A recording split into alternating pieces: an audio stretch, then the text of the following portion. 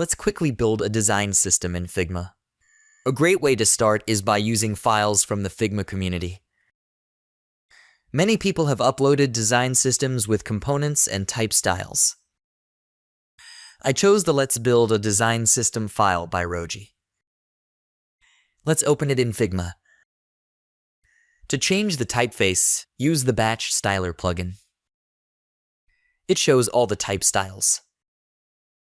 Select them all and change them to Roboto. Batch Styler updates everything automatically. You can also change colors. Select the color you want to change, rename it, and update it. All components using that color will update too.